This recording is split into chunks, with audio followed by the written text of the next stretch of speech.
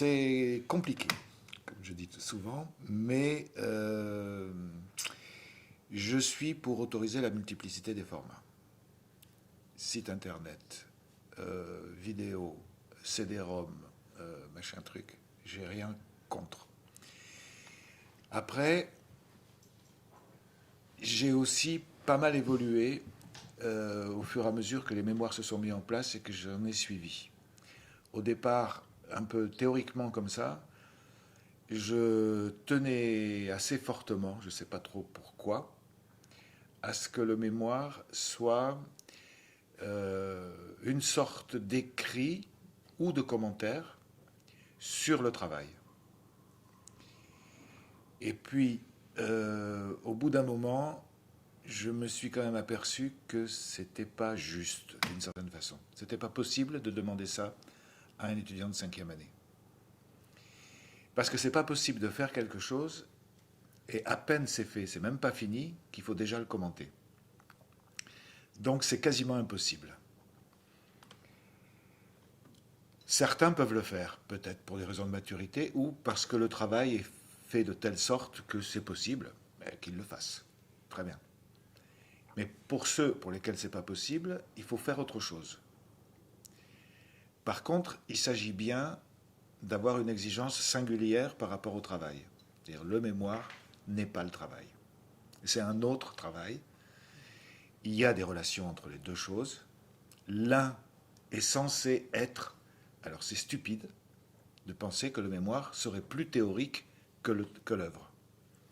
Par définition, un artiste, là où il produit de la théorie, c'est dans son travail. C'est la raison pour laquelle les critiques, les historiens de l'art, les trucs commentent l'œuvre des artistes. Bon. Comme tout travail théorique, il nécessite des commentaires. Donc, d'une certaine façon, le mémoire, c'est quand même un commentaire du travail. Donc là-dessus, il faudrait qu'il n'y ait pas de doute. Et ça veut dire que ce commentaire, il n'est pas nécessairement non plus sur le mode de l'historien ou du critique. Donc c'est une autre façon de faire quoi? D'essayer de communiquer autrement que par le mode de la création d'une œuvre qui est en train de se faire. J'avoue que c'est quand même assez difficile, mais il y a une deuxième contrainte. La deuxième contrainte, c'est qu'il s'agit à la fin d'obtenir un diplôme au grade de Master 2. Et il vous donne un certain nombre d'équivalences. Donc, ça nécessite dans ce commentaire de jouer avec un certain nombre de codes qui sont les codes dits théoriques du point de vue de l'institution universitaire. Donc à partir de là, on peut quand même jouer très bien. Parce que, par exemple, je peux faire un travail vidéo, par exemple, ou un travail de peinture, et il se trouve que par ailleurs, Bergson m'intéresse beaucoup. Dans la peinture, on ne va pas écrire Bergson pour justifier la peinture.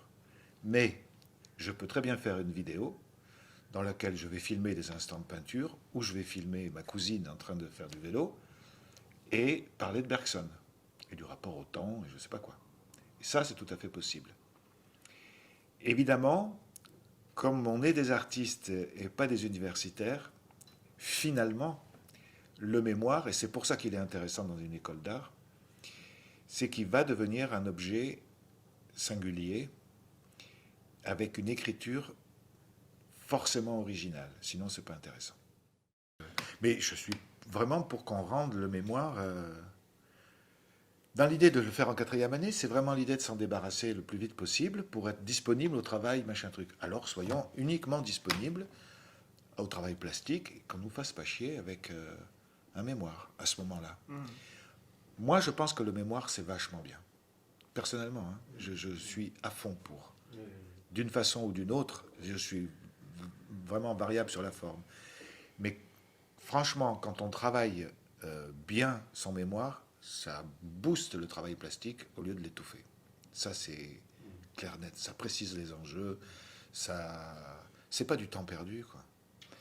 Et après, c'est vrai que de toute façon, il y a quand même une forme d'écriture qui apparaît là-dedans.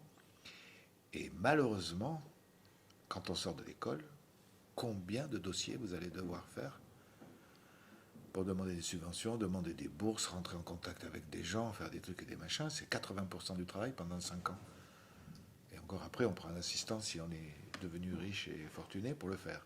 Mais sinon, c'est un boulot énorme. Donc il faut trouver des formes pour communiquer. Là aussi, je pense que même pour un dossier de demande de subvention, etc., il n'y a pas non plus une forme qui est absolument... Oui, il y a des fois des cases à remplir et des formulaires. Mais après, dans les documents qui accompagnent la chose et la forme qu'on donne à son travail pour le communiquer, justement, ça peut être très, très variable aussi. Je persiste à croire qu'il faut penser le mémoire comme une sorte d'outil de communication qui éclaire le travail plastique. Quand bien même il a une forme quasiment artistique. Hein. Ça peut être un livre, ça peut être un texte, ça peut être... Il y a un étudiant qui a fait un truc une année que je trouvais très très bien. Il a fait une série d'interviews. Il a pris tous ses copains et ses profs. Il projetait des images de son travail, des textes, des films, des trucs et des machins. Et à la fin, il disait, qu'est-ce que tu penses du travail? Et les gens s'impliquaient beaucoup. Et quand lui n'était pas d'accord, il intervenait très violemment, en disant, mais qu'est-ce que tu vas chercher ça? C'est pas du tout ça mon travail. Mon travail, c'est... Ça l'a aidé. Il n'arrivait pas à écrire un mot. Il a fait une forme qui était très drôle, très bien. Parce qu'évidemment, après, au montage, donc c'était filmé, et il mettait des grands trucs qui clignotaient, stupides, imbéciles, mauvaises références, rien à voir avec mon travail, qui se clignotait comme ça. Chose qu'on retrouve dans son travail, qui est un travail très drôle, très provocateur, et trucs machin. Mais son travail était très sérieux. Et du coup, lui-même citait des références, ou d'autres lui en apportaient, en disant, ça me fait penser à le grand classique, ou est-ce que tu connais machin, et est-ce que tu as lu tel truc? Et du coup, ben, il y avait tout ce qu'on demandait, les références, la théorie, les trucs, les machins, dans une forme qui était... Il l'avait fait un peu à l'arrache et un peu vite, mais c'est un peu dommage. C'était vraiment une très belle idée et très bien, quoi. Donc ça, c'est des choses qui marchent. Mais quand on dit qu'il faut faire le mémoire en 4e année, il faut peut-être expérimenter des formes en se disant, oh, je vais pas faire un truc écrit ou je vais faire un truc écrit. S'il était écrit, ça aurait quelle forme? Peut-être tester 2, 3 trucs.